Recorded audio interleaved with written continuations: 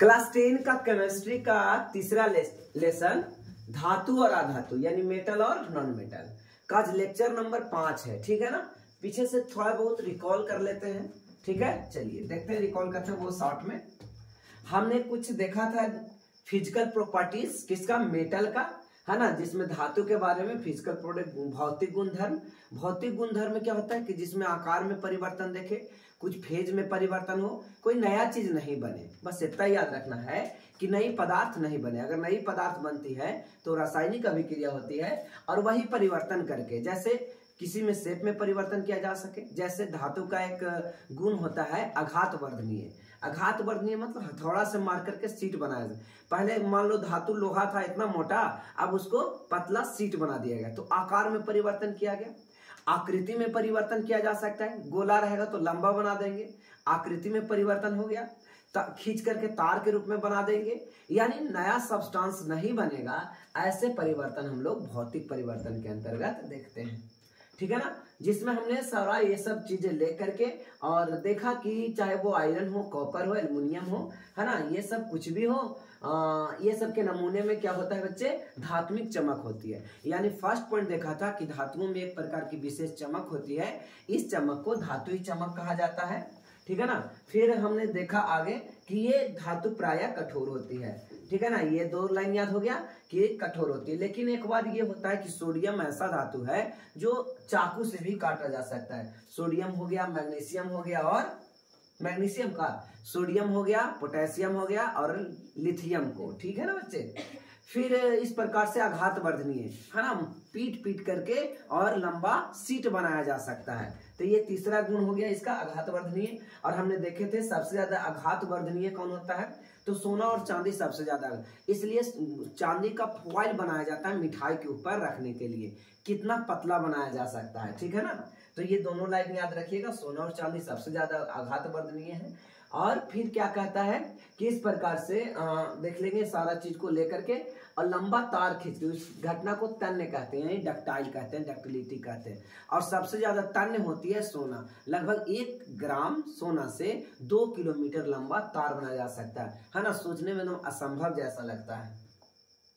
फिर आप यहाँ पे देख सकते हो कि क्रियाकलाप 5 में देखा था, अलग अलग चीज को हम लोग देखे थे, ये सब चीजें पढ़ चुके थे। ठीक है ना बच्चे,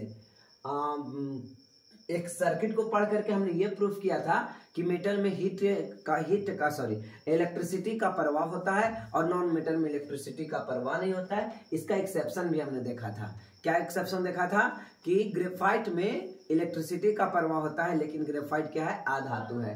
फिर पीवीसी क्लोराइड के यानी पॉलीविनाइल क्लोराइड के बारे में पढ़ा था, है ना, जो रबड़ जैसी रहती है वायर के ऊपर से उसको लगाया जाता है। अधातु के बारे में देखा, carbon, sulphur, iodine, oxygen, hydrogen, ये सब सारे के सारे क्या है बच्चे, अधातु हैं। ठीक है ना, तो इस प्रकार के ग्रेफाइट, कोल वगैरह जितना भी चीजें हैं ये सब अधातु हैं। हमने ये सब पूरा चीजों को देखा। ठीक है, आगे देखते हैं। आप कार्बन के 2 रूप को पढ़ा, जिसको आपरूप कहा जाता है, हीरा और ग्रेफाइट, इसका 2 आपरूप है। ठीक है ना, और हमने पिछले क्लास में ये सब क्वेश्चन भी बनाया था कि कमरे के ताप पर कौन सी चीज द्रव होती है धातु में, तो पारा। उष्मा के सबसे अच्छी चालक कौन सा है, तो उष्मा का सबसे अच्छा चालक कौन है बताइए, कॉपर है। ठीक है ना, चाकू से आसानी से काटा जा सकता है, ये कौन है, लिथियम, सोडियम और पोटेशियम। उष्मा का कुचालक कौन है, तो 2 था, एक मरकरी था और एक लेड था, Pb। ठीक है ना बच्चे, फिर रासायनिक गुणधर्म को हम लोग पूरा डिटेल से देखे थे। ठीक है ना, इस प्रकार से रासायनिक गुणधर्म को भी हमने देख लिया था। ठीक है ना, चलिए और आगे कहां पर पढ़नी है, एनोडीकरण भी देखा था कि किस प्रकार से एनोडीकरण होता है, कहां पे, किस वस्तु में एनोडीकरण होता है, तो देखा था एल्यूमिनियम में, है ना, किसमें, एल्यूमिनियम में। एल्यूमिनियम को संक्षारण से बचाया जाता है। किस विधि द्वारा एनोडीकरण होता है, तो विद्युत अपघटन विधि द्वारा, विद्युत अपघटन विधि द्वारा। इसमें इलेक्ट्रोलाइट्स होता है ना, नेगेटिव चार्ज और पॉजिटिव चार्ज। हमने पिछले क्लास में ये सब चीजों को आसानी से, है ना, सरलता पूर्वक देखा था। ठीक है, ये रिएक्शन भी हमने देखा। और उसके बाद आज जो हमें इम्पोर्टेंट करनी है, आज 5वां लेक्चर है बच्चे। ठीक है ना, चलिए देखते हैं 5वां लेक्चर में कहाँ तक आए थे। बहुत ज्यादा रिकॉल में पीछे चले गए थे। ये हो गया था क्या? एक्वा गया नहीं हुआ था? हुआ था क्या? नहीं हुआ था।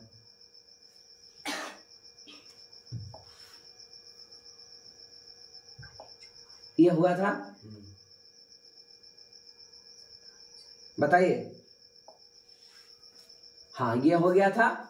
अम्लों के साथ अभिक्रिया किए थे ना, कि धातु को जो अम्ल के साथ अभिक्रिया करेंगे लवण और हाइड्रोजन गैस बनेगा। बताइए, आप लोग कुछ बताते नहीं है।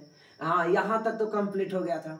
चलिए यहां से देखते हैं क्या होता है जब धातुएं अम्लों के साथ अभिक्रिया करती है। धातुएं किसके साथ अभिक्रिया करती है? अम्लों के साथ अभिक्रिया करती है। चलिए, तो कोई एक धातु ले लो बच्चे। एक धातु क्या ले लिए? मैग्नीशियम ले लो, ठीक है ना, Mg। मैग्नीशियम क्या है? एक धातु है। इसको अम्ल के साथ HCl के साथ अभिक्रिया कराएंगे। किसके साथ? HCl के साथ अभिक्रिया कराएंगे तो क्या बनेगा? लवण बनेगा, हाइड्रोजन गैस बनेगा। तो यहाँ पे लवण कैसे बन पाएगा? इसके साथ रिएक्शन हो जाएगी और बनेगा MgCl2। क्या बनेगा बच्चे? MgCl2 और हाइड्रोजन गैस विस्थापित होगा, है ना। हाइड्रोजन गैस यहाँ से रिलीज होगा। कौन सा गैस बच्चे? हाइड्रोजन गैस यहाँ से रिलीज होगा। क्या आप इस क्वेश्चन को बैलेंस कर सकते हैं? क्लोरीन यहाँ 2 है और इधर क्लोरीन 1 है, तो यहाँ पे लगा देंगे कितना? 2। अब इस प्रकार से आप देखोगे टोटल बैलेंस हो गया, ठीक है ना। और कुछ ले लेते हैं, जैसे मान लो एल्यूमिनियम ले लिया। एल्यूमिनियम को H2SO4 से रिएक्शन करवा दो। किसके साथ? H2SO4 यानी सल्फ्यूरिक अम्ल के साथ। तो क्या बनेगा? Al2SO4 होल थ्राइस और हाइड्रोजन गैस बाहर हो जाएगा। कौन सा गैस होगा बच्चे बाहर? हाइड्रोजन गैस बाहर हो जाएगा, जैसा कि आप इस रिएक्शन में देख सकते हैं। एल्युमिनियम के पास 3 वैलेंसी होता है, सल्फेट के पास -2 वैलेंसी, तो 2 यहाँ आ गया, एल्युमिनियम वाला वैलेंसी वहां चला गया, ठीक है ना बच्चे। अब इस प्रकार से आप बैलेंस करो। एल्युमिनियम बैलेंस करने का तरीका, यहाँ पे ऑक्सीजन कितना है? तो ऑक्सीजन बोलो बच्चे 12, और यहाँ पे 4 है तो 3 लगाएंगे तो 12 हो जाएगा, यानी 12। हाइड्रोजन यहाँ पे 6 हो गया, यहाँ पे हाइड्रोजन 2 है, यहाँ भी 3 लगाना होगा, और एल्युमिनियम यहाँ पे कितना है बच्चे? 2, तो यहाँ लगाना होगा 2। इस प्रकार से हम केमिकल रिएक्शन पहला चैप्टर में भी सीखा, दूसरा चैप्टर में भी सीखा और तीसरा चैप्टर में भी सीख रहे हैं। यानी बिना केमिकल रिएक्शन जाने आप इस चैप्टर को समझ ही नहीं सकते हैं। पहला, दूसरा और तीसरा चैप्टर को समझ में आ गया बच्चे? तो आप इस लाइन को याद रखेंगे कि जब धातु अम्ल के साथ अभिक्रिया करती है तो संगत लवण और हाइड्रोजन गैस प्रदान करती है। तो चलिए पॉइंट लिखिए, स्टार डालिए और एक पॉइंट लिखिए। धातुएं अम्ल के साथ अभिक्रिया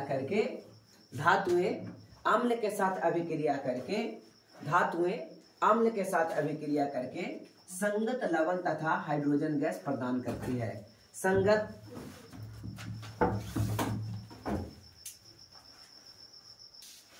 डन। तो इस प्रकार से बच्चे आपने क्या लिखा कि क्या क्वेश्चन आएगा, क्या होता है जब धातु अम्लों के साथ अभिक्रिया करता है। क्वेश्चन है क्या होता है जब धातु अम्लों के साथ अभिक्रिया करती है। तो आपका आंसर क्या होना चाहिए? जब धातु अम्लों के साथ अभिक्रिया करती है तो संगत लवण क्या बच्चे? संगत लवण तथा हाइड्रोजन गैस निकलती है, ठीक है।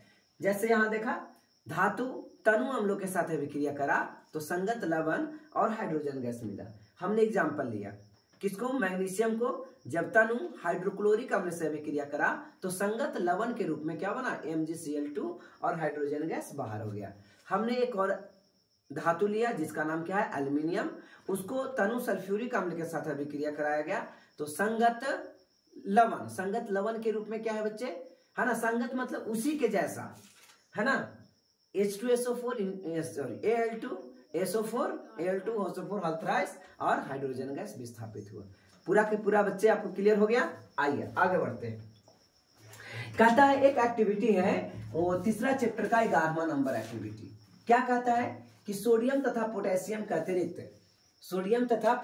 अतिरिक्त सभी धातुओं के नमूनों को एकत्रित करें, है ना। नमूनों को एकत्रित, सोडियम और पोटेशियम 2 को नहीं लेना है, सोडियम नहीं लेना है और पोटेशियम नहीं लेना है और लिथियम भी नहीं लेना है बच्चे। ये 3 को नहीं लेना, हाईली रिएक्टिव सब्सटेंस है, ठीक है ना। इसके लिए इस पर जंग वगैरह नहीं लगता है, डायरेक्ट ये लहर जाता है, आग लग जाता है इसमें, ठीक है ना। तो सोडियम पोटेशियम को छोड़ करके कोई और धातु, अब ये क्या होता है, मलिन पड़ जाता है, रिएक्टिव होने की वजह से मलिन पड़ गया। बच्चे मलिन का मतलब क्या हो गया, उस पर जंग लग गया, गंदा हो गया, धूमिल पड़ गया। मलिन मतलब क्या होता है, धूमिल पड़ जाना, गंदा। रेगमाल से रगड़ करके उसको साफ कर लीजिए। रेगमाल का मतलब आपको समझ में आ रहा है बच्चे, है ना। सैंड पेपर से उसको पकड़ करके मतलब उसको साफ कर लीजिए सैंड पेपर से।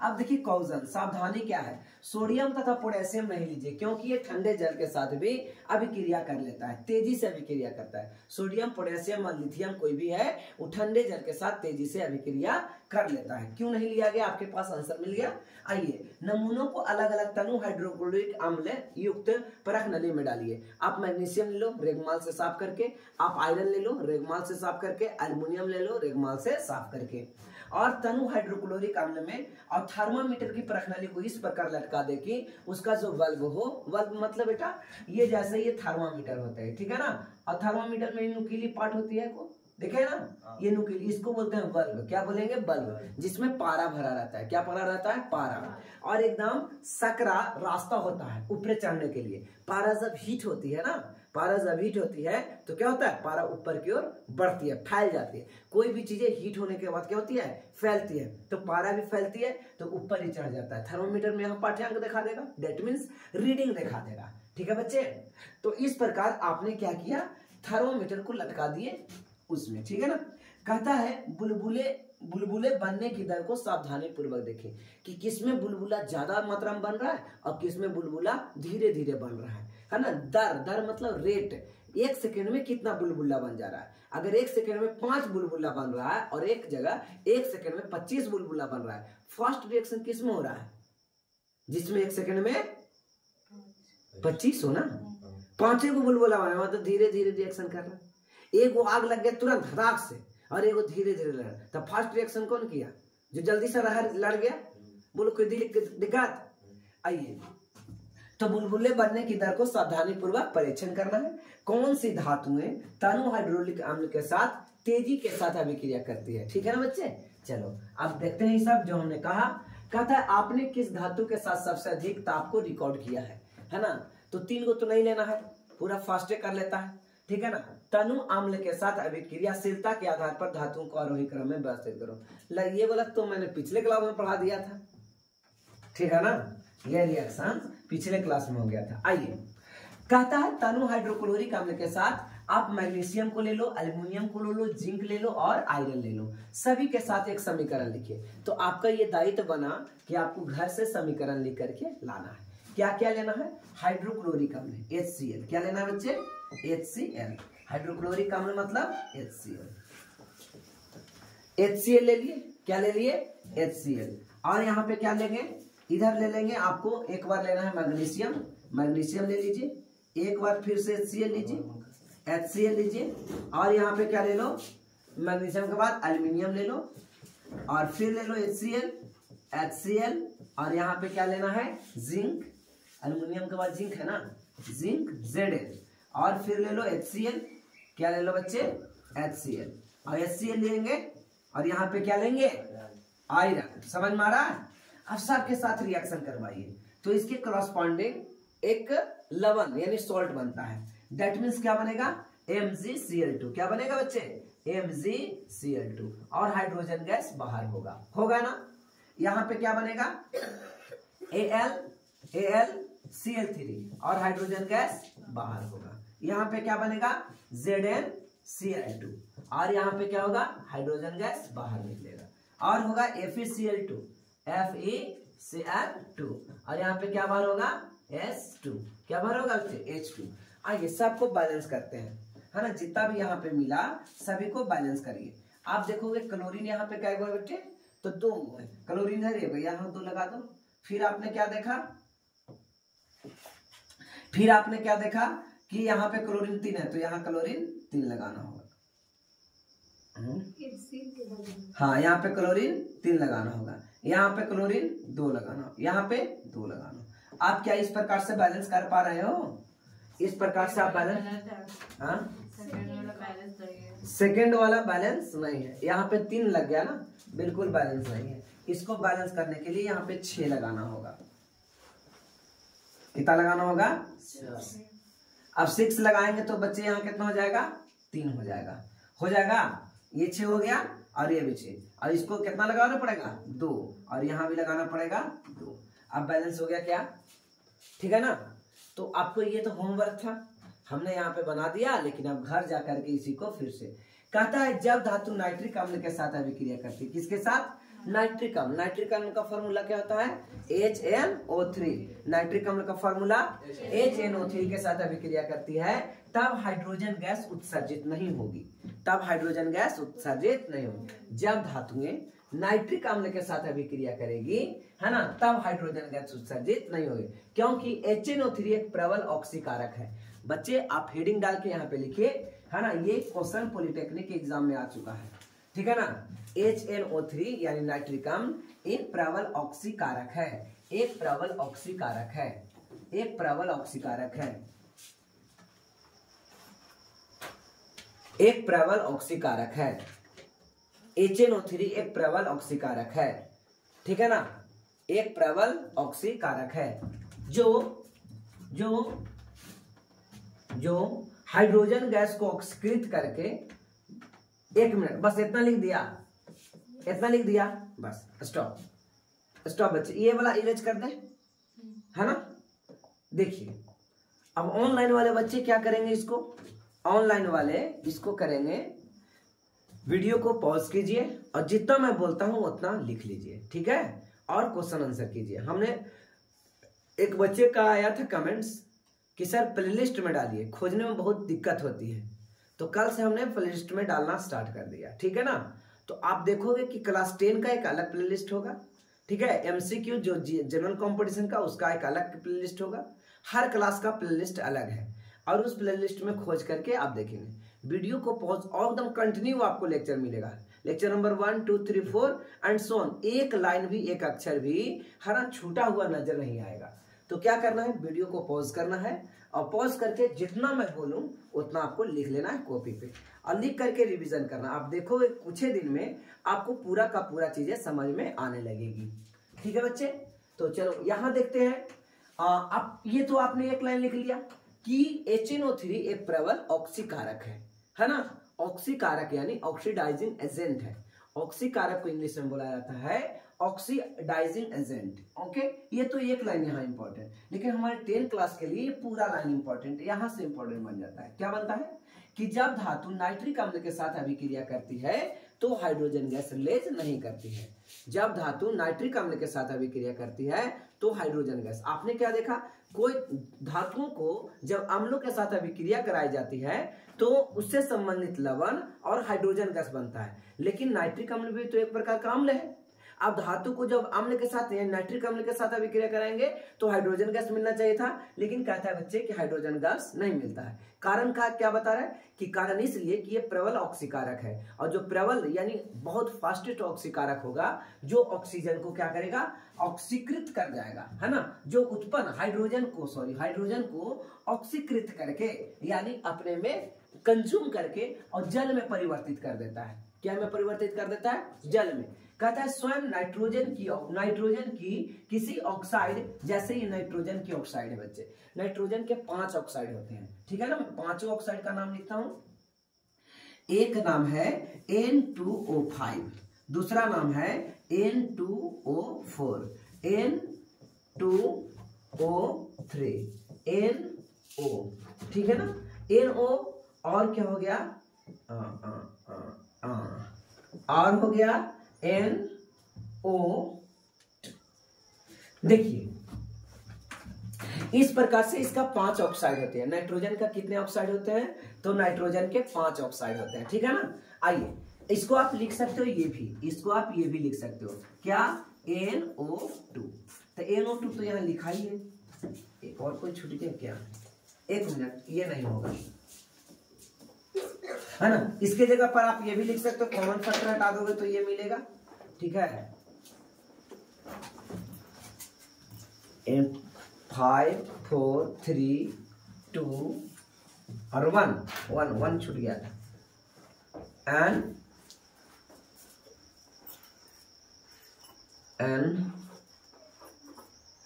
N2 है ना, यहाँ पे आया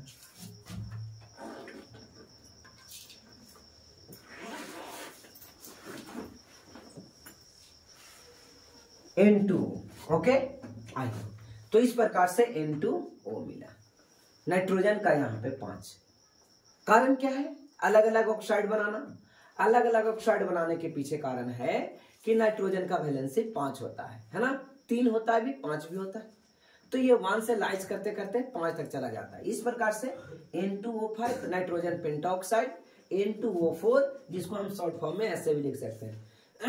कैसे लिखा है ये बच्चे? कॉमन फैक्टर बाहर हो गया, ठीक है ना। N2O3 NO का मतलब N2O2 है। ये एक्चुअली में ये क्या है? N2O2 है। क्या ये? N2O2। तो कॉमन फैक्टर बाहर हो जाएगा, तो कॉमन फैक्टर यहाँ पे बाहर, और N2O। जब यहाँ पे आप क्या देख रहे हो कि नाइट्रोजन यहाँ पे 2 हमेशा रहेगा। क्यों हमेशा रहेगा? क्योंकि ऑक्सीजन का वैलेंसी वेरी नहीं करता। ऑक्सीजन सब जगह 2 है। यहाँ 2 है तो यहाँ 2 आया, यहाँ 2 है तो यहाँ 2 है, यहाँ 2 है तो यहाँ आया, यहाँ 2 है तो यहाँ आया, और यहाँ 2 है तो यहाँ आया। लेकिन नाइट्रोजन का वैलेंसी वेरी करता है। कहाँ से कहाँ तक? 1 से लेकर के 5 तक। 1 से लेकर के 5 तक। इसलिए कह रहा है कि नाइट्रोजन के 5 ऑक्साइड होते हैं। यहाँ पे दिखा रहा है कि नाइट्रोजन के कितने ऑक्साइड होते हैं? 3 ऑक्साइड। हमने दिखा दिया 5 ऑक्साइड। आगे चल के आपको 5 ऑक्साइड पढ़ने हैं, तो चलो लिख दिए 5 ऑक्साइड। कहता है इस प्रकार से नाइट्रोजन के किसी ऑक्साइड, कोई भी ऑक्साइड में अपचयित हो जाता है। किसमें हो जाता है? ये अपचयित हो जाता है। यानी किसको ये ऑक्सीकृत कर दिया? हाइड्रोजन को ऑक्सीकृत करके जल में बदल दिया, और नाइट्रोजन के कोई भी ऑक्साइड जो अपचयित हो जाए। लेकिन मैग्नीशियम और मैग्नीज है ना, अति HNO3 के साथ अभिक्रिया करके हाइड्रोजन गैस उत्सर्जित करता है। यानी हम कह सकते हैं कि बच्चे ये थोड़ा सा एक्सेप्शन में है, और एक्सेप्शन वाला ज्यादा इंपॉर्टेंट हो जाता है, ठीक है ना। ये VVI हो जाएगा। ये क्या होगा बच्चे? VVI हो जाएगा, ओके, ठीक है ना। तो मैग्नीशियम हो या मैग्नीज हो, ये ऑलरेडी पहले के जैसा है। लेकिन कौन नहीं है भाई? तो कौन नहीं है? तो जब धातु नाइट्रिक अम्ल के साथ, चलिए इसको हटा दे, पूरा के पूरा क्लियर हो गया। अब क्या है? अब क्या है? बनाओ, थोड़ा सा और आगे बढ़ाते हैं। इसमें रिएक्शन आपको दे दिया है क्या? नहीं दिया तो मैं देखूंगा फिर। नहीं दिया। आइए मैं रिएक्शन लिखता हूं। चलो बच्चे, तो कह रहा है कि धातु को नाइट्रिक अम्ल के साथ अभिक्रिया नहीं कराओ। अगर कराने हैं तो 2 गो धातु लो, या तो मैग्नीज लो या फिर मैग्नीशियम लो। देखो ये दिमाग में रखना है, या तो मैग्नीज लो या फिर मैग्नीशियम लो। यही दोनों धातु अम्लों के साथ अभिक्रिया करेगा। कौन सा अम्ल के साथ? नाइट्रिक अम्ल के साथ अभिक्रिया करके हाइड्रोजन गैस बनाएगा, है ना। तो क्या एक लेना HNO3, और किसके साथ अभिक्रिया कराओगे? मैग्नीज के साथ, Mn के साथ, और क्या के साथ? Mg के साथ, Mn और Mg के साथ, HNO3। यहाँ पे क्या बन जाएगा, है ना। इसका वैलेंसी 1 होता है, तो बन जाएगा MnNO3 होल ट्वाइस, और हाइड्रोजन गैस से रिलीज होगा। क्या होगा बच्चे? Hydrogen gas. इसके अलावा क्या मिल रहा है? MgNO3 होल ट्वाइस, और यहाँ पे क्या मिल रहा है? Hydrogen gas. चलिए रिएक्शन को पहले बैलेंस करना सीखिए। यहाँ पे आप ऑक्सीजन 6 देख रहे हो, यहाँ ऑक्सीजन 3 है, तो यहाँ 2 लगा दोगे। बोलो क्लियर है? क्लियर है सर। यहाँ पे हो गया। अब इस प्रकार से हाइड्रोजन 2 हो गए, नाइट्रोजन भी 2 हो गए, ऑक्सीजन 6 हो गए। यहाँ भी क्या करोगे? सिमिलरली यहाँ भी 2 लगा दोगे। ये रिएक्शन है स्पेशल धातु के साथ। स्पेशल कौन सा धातु है? या तो मैग्नीज लो या मैग्नीशियम लो। यही दोनों धातु नाइट्रिक अम्ल के साथ जब अभिक्रिया कराएगा, किसके साथ? नाइट्रिक अम्ल के साथ जब अभिक्रिया करेगा तो हाइड्रोजन गैस मिलेगा, और ये संबंधित उसके क्या हो गए? लवण हो गए, ठीक है ना, और हाइड्रोजन गैस। लेकिन अब दूसरे केसेस में इस चीज को उतार लीजिए, और दूसरे केसेस में क्या होगा? दूसरे केसेस में अगर मैं ले लिया जिंक, क्या ले लिया बच्चे? जिंक को नाइट्रिक अम्ल के साथ अभिक्रिया करा देंगे, HNO3 नाइट्रिक अम्ल के साथ अभिक्रिया करा देंगे, ठीक है ना। तो यहां से क्या बनेगा? Zn, ठीक है ना, NO3 whole twice plus H2O, water बन जाएगा बच्चे। क्या बनेगा? वाटर। इस प्रकार से यहां पे इसको उतारिए, वीडियो को पॉज करके उतारिए।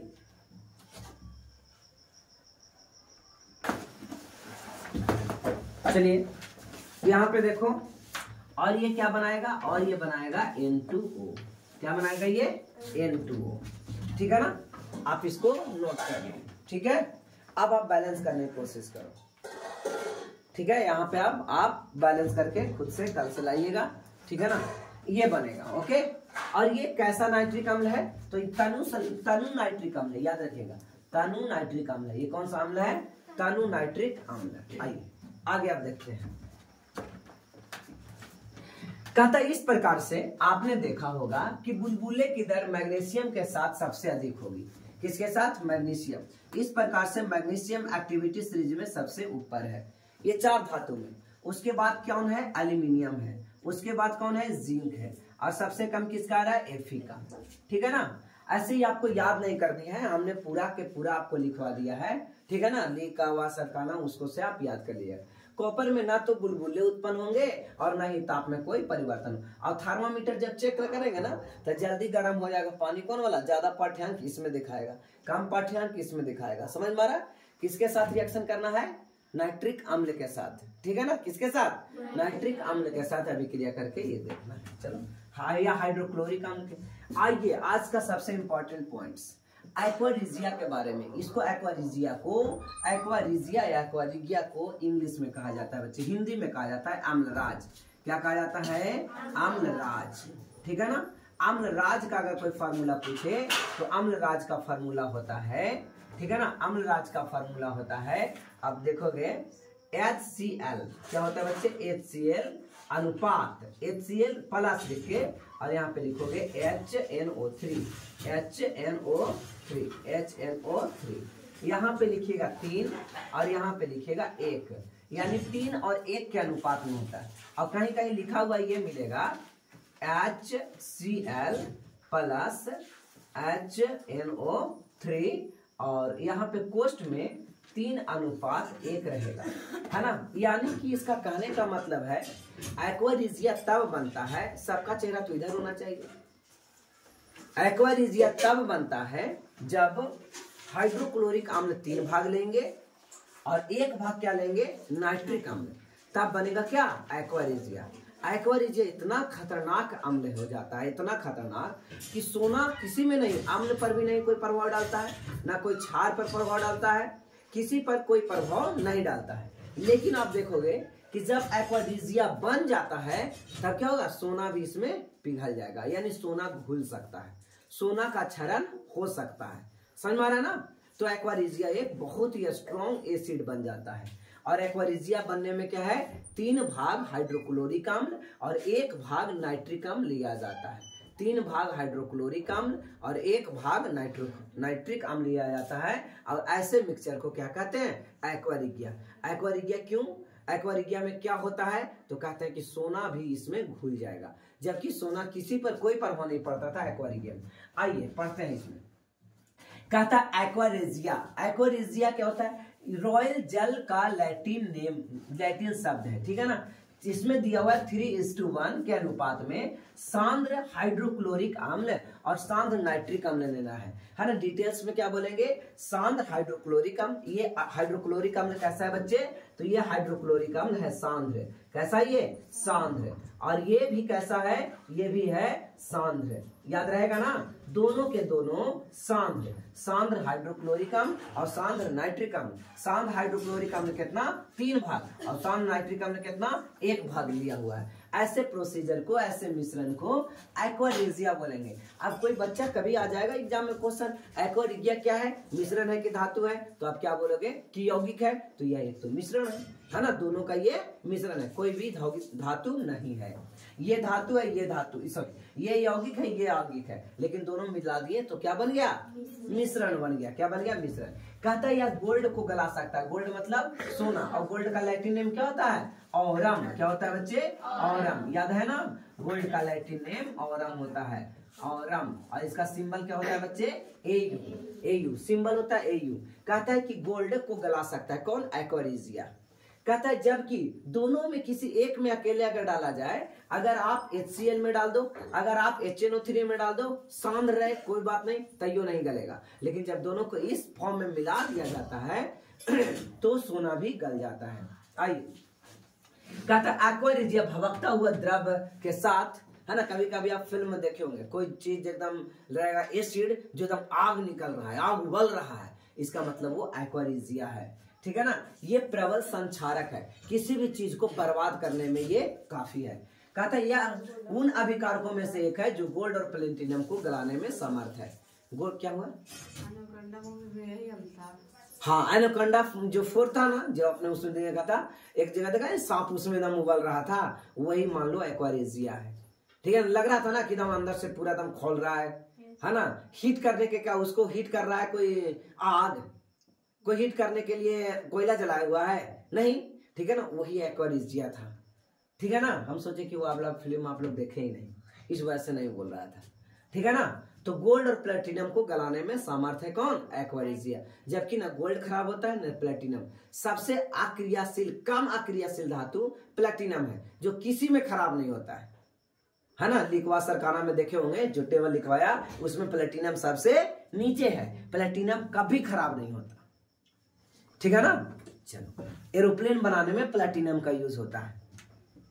ठीक है ना, लोहा के बना देगा तो क्या होगा? संचारक होगा, जल्दी जंग लग जाएगा, फिर करोड़ों अरबों रुपया लग जाता है वो प्लेन में, और उतना फिर दोबारा लगेगा ना। इस वजह से वो किसकी बनी होती है? प्लेटिनम की बनी होती है। बोलो बच्चे, क्लियर है? आगे बढ़ा जाए। ये आप अम्लराज के बारे में यानी एक्वा रिजिया के बारे में है ना। 3 भाग हाइड्रोक्लोरिक अम्ल सांद्र है, कैसे बोलेंगे? 3 भाग सांद्र हाइड्रोक्लोरिक अम्ल और 1 भाग सांद्र नाइट्रिक अम्ल लिया जाता है, तो इसे एक्वा रिजिया कहेंगे, जो सोना और प्लेटिनम को घुलाने में सामर्थ्य है, मतलब ये घुला सकता है। आगे देखिए, आँखियां बहुत दर्द दे रहा है, लाइट इतना ज्यादा आ रहा है। कहता है एक्टिविटी नंबर 12, आज एक्टिविटी 12 देखते हैं। ठीक है ना बच्चे। कहता है कि अन्य धातु लवणों के विलयन के साथ धातुओं कैसे अभिक्रिया करती है। अन्य धातुएं लवणों के विलयन के साथ, लवणों के विलयन के साथ, क्या? धातु लवणों के विलयन के साथ धातुएं कैसे अभिक्रिया करती है। ठीक है, चलो देखते हैं। एक्टिविटी 12 में देखते हैं।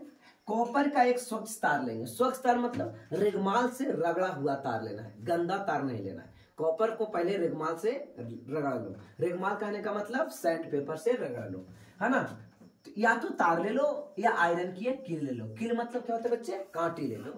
कहते हैं कॉपर की तार को परख नली में रखें और आयरन सल्फेट के विलयन, है ना, मार्केट से एक विलयन ले आइए जो आयरन सल्फेट का है। किसका बच्चे? Iron sulphate. Iron sulphate FeSO4।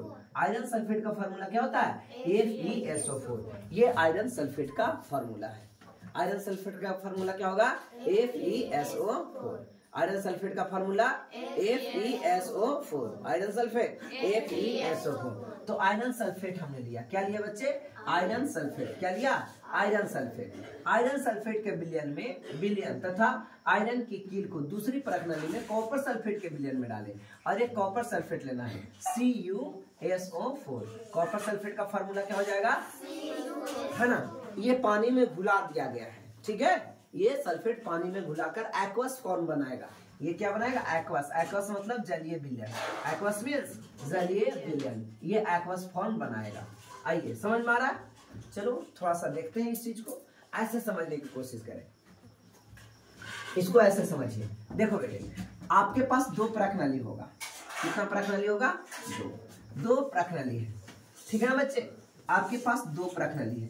एक परख नली में आप क्या करो, इसमें डाला हुआ है जिंक सल्फेट ZnSO4 का विलयन डाला हुआ है। क्या डाला हुआ है? विलयन, है ना। विलयन मतलब इसका सॉल्यूशन, जिंक सल्फेट का सॉल्यूशन डाला हुआ है।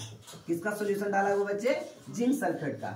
और दूसरा एक और ले ली है कंटेनर और इसमें CuSO4 का विलयन डाले। CuSO4 का विलयन डाले। बताओ किसको विलयन डाले? CuSO4 का विलयन डाले। समझ में आ रहा है बच्चे? किसका विलयन डाला गया है? CuSO4 का विलयन। अब आप क्या करना है, जिंक वाला में कॉपर का टुकड़ा डाल दो। कॉपर का टुकड़ा, किसका टुकड़ा डाल दिए? कॉपर का। ये टुकड़ा किसकी है? ये टुकड़ा कॉपर की है। ठीक है ना। और कॉपर सल्फेट वाले में इसके अपोजिट किसके टुकड़ा डालेंगे, जिंक का टुकड़ा डालेंगे। किसके टुकड़ा डालेंगे, जिंक का टुकड़ा डालेंगे। ठीक है ना, यही आपका क्वेश्चन में यहाँ कह रहा था, उस चीज को हमने यहाँ व्याख्या कर दिया। ठीक है ना, कहता है अब डालिए 20 मिनट बाद आपने प्रेक्षणों को रिकॉर्ड करो, जो हुआ होगा उसको आप देखें और उसको लिखने की कोशिश करें। आपको किस प्रणाली में कोई अभिक्रिया हुई है इसका पता चलता है। अगर प्रणाली में ए प्रणाली और बी प्रणाली में आपने देखा जब जिंक का टुकड़ा डाला गया कॉपर के विलयन में, कॉपर सल्फेट के विलयन में जब जिंक का टुकड़ा डाला गया और जिंक सल्फेट के विलयन में कॉपर का टुकड़ा डाला गया, दोनों में देखो कुछ ना कुछ रिएक्शन हो रहा है और देखते हैं क्या पता चलता है। अगर किस आधार पर आप यह कह सकते हैं कि वास्तव में अभिक्रिया हुई है, किस आधार पर कहोगे, या तो ताप में परिवर्तन हो जाए, है ना, टेस्ट करेंगे ताप में परिवर्तन हो जाए, दूसरा क्या देखेंगे बुलबुला निकल रहा हो, तीसरा क्या देखेंगे रंग में परिवर्तन हो जाए। अगर ऐसे कुछ हो रहा है तो हम कहेंगे कि यहाँ पे कुछ परिवर्तन देखने को मिल रहा है। टेस्ट ट्यूब को छू करके देखेंगे, ठीक है ना, टच करके या थर्मोमीटर द्वारा देखेंगे। ओके,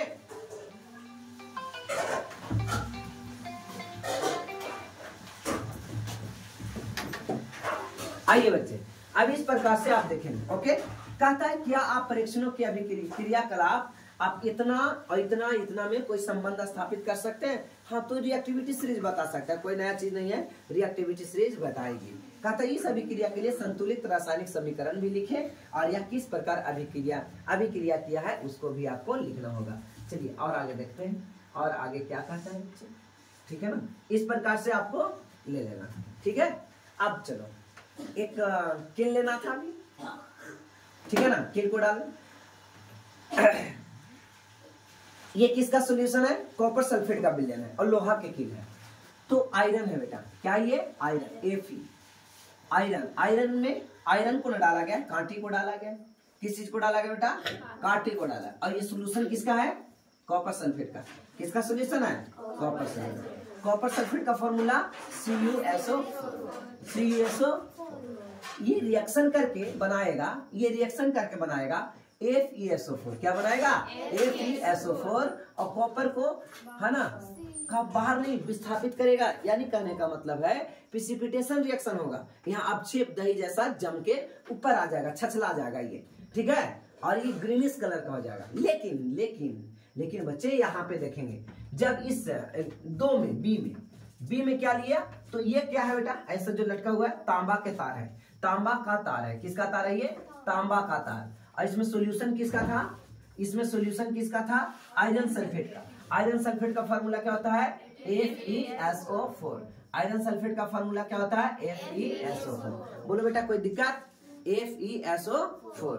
अब आपको यहां से क्या मिला, CuSO4। क्या मिलेगा, नहीं मिलेगा, कहेंगे नो रिएक्शन अकर, यहाँ पे कोई अभिक्रिया नहीं हुई, कोई अभिक्रिया नहीं हुई।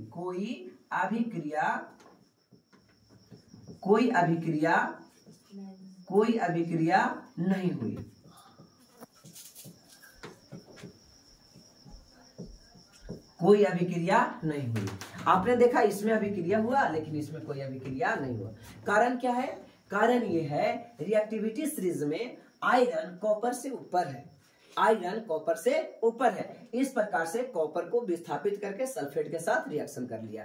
लेकिन इस अभिक्रिया में क्या देख रहे हैं कि कॉपर आयरन से नीचे है, यानी कम रिएक्टिव है। कॉपर क्या है, कम रिएक्टिव है, यानी रिएक्शन नहीं कर सकता। समझ में आ रहा है ना, कॉपर क्या है, कम रिएक्टिव है। अब हम लोग समझने के लिए कैसा समझते हैं कि मान के चलो कि यह एक खेत है, यानी प्लॉट है, सल्फेट प्लॉट है, यहां भी सल्फेट क्या है, प्लॉट है। अब आपको बताते हैं मजबूत ज्यादा कौन है, Fe ज्यादा मजबूत है, किसके थ्रू, कॉपर से। किससे, कॉपर से। यानी आयरन ज्यादा रिएक्टिव है और कॉपर कम रिएक्टिव है ना। यानी अमीर आदमी मोटा पार्टी, मजबूत पार्टी आयरन है और कॉपर कमजोर पार्टी है। अभी खेत किसके पास है, ये था प्लॉट, ये खेत किसके पास है, गरीब आदमी के पास, है ना, ये गरीब आदमी के पास। कॉपर क्या है, गरीब आदमी, ठीक है ना बच्चे। और ये क्या है, अमीर आदमी है, ये क्या है, अमीर आदमी है। अब आप देख सकते हो खेत किसके पास है, गरीब आदमी। तो क्या ये गरीब आदमी का खेत अमीर आदमी हड़प लेगा कि नहीं। तो देखो अब खेत किसके पास हो गया, अमीर आदमी के पास हो गया और कॉपर को भगा दिया। लेकिन यहाँ पे ये होगा, अभी खेत किसके पास है? अमीर आदमी के पास। अमीर आदमी के पास कॉपर है, हाईली रिएक्टिव है, हाईली रिएक्टिव है यानी ज्यादा रिएक्टिव है। अगर ज्यादा रिएक्टिव है आयरन के पास, आयरन ज्यादा रिएक्टिव है कॉपर से, तो कॉपर गरीब आदमी इसको से खेत छीन सकता है, तो कहीं कोई रिएक्शन नहीं हो, कोई फायदा नहीं हुआ कोई फायदा। तो इस प्रकार हमने रिएक्शन के थ्रू सारी बातों को समझने की कोशिश करा। ठीक है, आगे देखिए, समझ में आ गया सबको? इसमें रिएक्शन क्यों नहीं हुआ, इसमें रिएक्शन क्यों नहीं हुआ, समझ में आया? आप लिख सकते हो इसमें रिएक्शन हुआ और बन गया क्या? Iron sulphate, copper precipitate. Copper क्या हो गया? अपक्षेप हो गया बच्चे। अपक्षेप को ऐसा सिंबल होता है, नीचे का एरो, नीचे का एरो जब होता है तो उसे अपक्षेपण अभिक्रिया यानी प्रेसिपिटेशन रिएक्शन कहते हैं। ये दही के थक्का जैसा जम करके खोद करके बाहर हो जाएगा और ग्रीनिश कलर का, हरा टाइप के कलर का क्या बन जाएगा? FeSO4 है ना, ये FeSO4 हरा का विलयन यहाँ पे प्राप्त होगा। ओके, यहाँ पे कोई रिएक्शन नहीं हो, एज इट इज जैसे था वैसे ही रह जाएगा। आगे देखने की कोशिश करो। कहता है अभिक्रियाशील धातु अपने से कम अभिक्रियाशील धातु का यौगिक का विलयन है ना गलित अवस्था से विस्थापित कर देती है। लेकिन अगर यही रहता ज्यादा वाला तो ये विस्थापित नहीं कर पाता। ठीक है ना, कोई नया चीजें यहाँ पे नहीं लिखी गई है। ठीक है ना, आइए समझ में आ रहा। ठीक है, अगर धातु ए और बी, जितना मैंने बातों समझाया वही है, धातु ए है और बी के अम्ल है, ए के साथ कर दिया। लेकिन आप यहाँ पे देखोगे, ठीक है ना, सक्रियता श्रेणी, आप यहाँ देखोगे एक बार रिएक्शन नहीं हो रहा होगा। चलिए आपके लिए एक इंपॉर्टेंट लाइन आ गई, सक्रियता श्रेणी किसे कहते हैं। ठीक है ना बच्चे, तो सक्रियता श्रेणी किसे कहते हैं? आइए, सक्रियता श्रेणी वह सूची है, एक सूची है। क्या है? सक्रियता श्रेणी सूची है। क्या क्या सक्रियता श्रेणी का सूची? मैंने सक्रियता श्रेणी का सूची बना रखा है। लिथियम,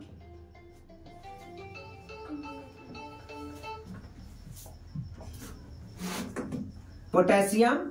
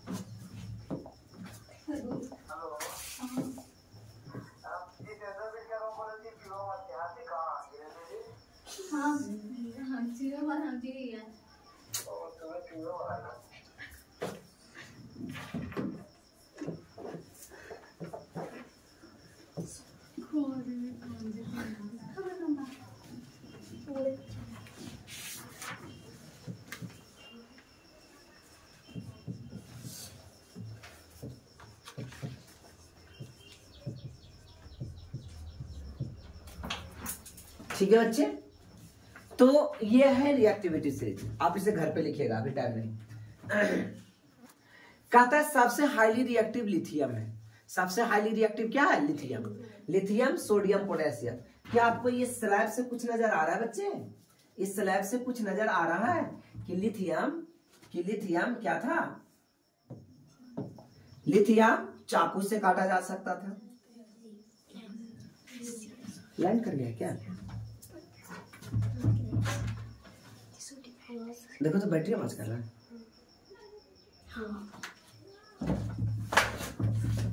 लाइन है यार। चलो बच्चे, तो क्या देखा? इसको चाकू से काटा जा सकता था। ये सबसे हाईली रिएक्टिव है। ये ठंडे जल के साथ भी अभिक्रिया करता है। किसके साथ? ठंडे जल के साथ। और बीच वाले किसके साथ अभिक्रिया करेगा? गर्म के साथ। और आगे रहेगा तो किसके साथ अभिक्रिया करेगा?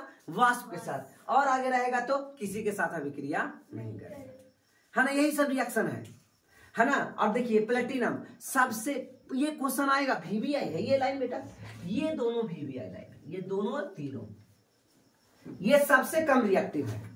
अगर तीनों में ऑप्शन आ जाए तो प्लेटिनम सबसे कम हो जाएगा, उससे ज्यादा ये, यानी प्लेटिनम किसी के साथ अभिक्रिया नहीं करता है। प्लेटिनम किसी के साथ, कोई भी चीज रहेगा उसके साथ वो अभिक्रिया नहीं करेगा। सोना अभिक्रिया भी नहीं करता है है ना। सोना कभी खराब नहीं हो सकता, कभी गंदा नहीं हो सकता। अब कुछ बच्चे का यहाँ क्वेश्चन हो जाता है कि सर सोना तो गंदा हो जाता है, सोना अगर गंदा नहीं होता है तो जो ज्वेलरी बनाते हैं सोना का, है ना, तो सोना का ज्वेलरी तो साफ करना पड़ता है। तो नहीं, साफ नहीं करना पड़ता। अच्छा समझिएगा, सोना का मतलब है 24 कैरेट का गोल्ड। कितना कैरेट? 24 कैरेट। अब ये 24 कैरेट का गोल्ड को इतना लचीला होता है बेटे, इतना लचीला होता है कि इसकी ज्वेलरी नहीं बनाया जा सकता। तो उसमें क्या होता है, उसको सॉफ्ट बनाने के लिए, ठीक है ना, धातु मेटल मतलब ज्वेलरी बनाने के लिए उसमें कुछ एक्स्ट्रा चीज डाला जाता है ना। 24 कैरेट का सोना होता है, टोटल से कितना कैरेट का? 24 कैरेट का। उसमें क्या डाला जाता है, कुछ एल्यूमिनियम डाल देता है, कभी कोई चांदी डालता है, कभी कॉपर डालता है। तो मान लिया यार चांदी डाल दिया, कॉपर डाल दिया, कॉपर डाल दिया तो हो गया ये 22 कैरेट का सोना। अब 22 कैरेट का सोना का मतलब क्या हो गया? 22 कैरेट का मतलब हो गया कि उसका दो भाग क्या डाला हुआ है? चांदी डाला हुआ है या गोल्ड अति एल्युमिनियम डाला हुआ है। समझ में ना? तो ये बताइए, दो भाग क्या कर देगा? गंदा नहीं होगा। दो भाग मिला के वो डाल दिया है तो उसका क्या था? चांदी क्या था? खराब हो जाता है। एल्युमिनियम क्या था? खराब हो जाता है, काला पड़ जाता है ना। तो इसी प्रकार से सोना भी काला पड़ जाता है। लेकिन जो ओरिजिनल सोना होता है 24 कैरेट का, वो कभी काला नहीं पड़ता है। हम लोग का ध्यान सोना की तरफ जाता ही नहीं है। जैसे ही सोना बोलते हैं तो ध्यान चल जाता है ज्वेलरी की तरफ, ठीक है ना। कहाँ चला जाता है? ज्वेलरी। अब दिमाग में तुरंत खट गया, अरे ज्वेलरी तो भाई काला हो जाता है ना, उसको साफा करवाना पड़ता है। तो साफा क्यों करवाना पड़ा, आपको समझ में आया? है ना, वो ज्वेलरी सोना एक्चुअली में नहीं है, वो 100% सोना नहीं है, ठीक है ना। उस सोना में मिक्स है, कुछ ना कुछ मिलाया हुआ है। और 24 कैरेट का जो गोल्ड होता है उसमें कुछ मिलाया हुआ नहीं रहता है, तो वो कभी खराब नहीं हो सकती, है ना। तो यहाँ पे बच्चे आपको समझ में आया? ये VVI बनेगा। सबसे कम क्रियाशील धातु कौन है? तो कहेंगे प्लेटिनम। अगर ऑप्शन में प्लेटिनम है ये नहीं है तो ये हो जाएगा आंसर। समझ में आ रहा ना? अगर ऑप्शन में ये दोनों नहीं है तो ये हो जाएगा आंसर। बोलो क्लियर है? अब आइए उल्टा, सबसे ज्यादा क्रियाशील धातु कौन है? अगर ऑप्शन में ये तीनों रहेगा, है ना, तो सबसे क्रियाशील कौन होगा? लिथियम। ऑप्शन में लिथियम में गायब है। और पूछे सबसे क्रियाशील धातु कौन है, तो पोटेशियम कीजिएगा। और पोटेशियम भी गायब है, लिथियम गायब है, और सोडियम है, तो आंसर होगा सोडियम। अक्सर क्वेश्चन में देखा गया है, जैसा कि बोर्ड एग्जाम में रिपीटेशन चलते रहता है, बोर्ड एग्जाम हो या फिर जनरल कंपटीशन का एग्जाम हो, रिपीटेशन चलते रहता है बेटा। तो ये रिपीटेशन में क्या करता है ना, कि लिथियम को गायब कर दिया है ऑप्शन से ही, और पोटेशियम को डाल देता है। तो आप याद रखोगे पोटेशियम को पहले लाइन पर लिखना है। लिथियम रहेगा तो लिथियम सही होगा, कोई इसमें गलत वाली बात नहीं है, ठीक है ना। लेकिन पोटेशियम ज्यादातर आता है, इसलिए आप पोटेशियम को हाई याद रखिएगा। और यहाँ प्लेटिनम को, किसको बच्चे? प्लेटिनम, है ना। ली का वासर काना मगल मंजन करफे कड़कोनी SNPBS सबस बीकुअर पट HGAG AU, इस प्रकार से आप याद इसको कर सकते हैं। चलो समझ में आ गया बच्चे? तो इस प्रकार आपको रिएक्टिविटी सीरीज यानी क्रियाशीलता श्रेणी क्या है, आइए। क्रियाशीलता श्रेणी वह सूची है, तो ये सूची है ना, या क्या है? एक सूची है जिसमें धातुओं को क्रियाशीलता के अवरोही क्रम में, अवरोही मतलब घटते क्रम में, पिछले क्लास में बहुत अच्छा से आरोही और अवरोही के बारे में चर्चा किया था, है ना, जो जिंदगी में कभी आप कंफ्यूज नहीं हो सकते। अवरोही माने अवरोध, घटना, तो अवरोही मतलब घटते क्रम में। तो आगे क्या? अवरोही क्रम में व्यवस्थित किया जाता है, घटते क्रम में। बताइए घटते क्रम में नहीं है, ये सबसे ऊपर है और धीरे धीरे नीचे आ रहा है, तो घटते क्रम में है कि नहीं? बढ़ते क्रम में होता तब कैसे होता? ऐसे होता। तो ये घटते क्रम में है, ये नीचे की ओर है ना, जगह नहीं मिलने से हमने ऐसे लिखा। अवरोही क्रम में कहता है विस्थापन का प्रयोग के बाद निम्न श्रेणी को विकसित किया गया है, जिसे क्रियाशीलता श्रेणी कहते हैं। चलो अब आपको देखो कॉपर कहाँ है, कुछ बच्चे बताइए कॉपर कहाँ है? कॉपर देखो कहाँ है, कॉपर यहाँ है। आयरन कहाँ था, है ना। तो आयरन बड़ा कि कॉपर बड़ा? अब आपको बड़ा और छोटा पसंद में आ जाएगा। जो बोलते हैं कि बड़ा कौन, अमीर कौन, तो जब तक तुलना नहीं करेंगे, आयरन और मैग्नीशियम रहेगा तो कौन बड़ा? मैग्नीशियम बड़ा। मैग्नीशियम और सोडियम रहेगा, कौन बड़ा? सोडियम। बड़ा का मतलब ज्यादा क्रियाशील, ज्यादा क्रियाशील, पानी के साथ भी ऑक्सीजन के साथ भी। ठीक है बच्चे, ऑल क्लियर्स? ठीक है ना, ये बहुत इंपॉर्टेंट है, आप इसको रट सकते हैं। इस प्रकार से आपकी 10 क्लास में इतना छोटा सा दिया हुआ है, हमने ये लिखवा दिया। जो आप 11th 12th जेई नीट जो चीज की तैयारी करना चाहते हो, है ना, कोटा भी जाओगे तो इतना से ज्यादा रिएक्टिविटी सीरीज की जरूरत नहीं पड़ेगा। और नहीं तो अभी 10 में इतना रटिए।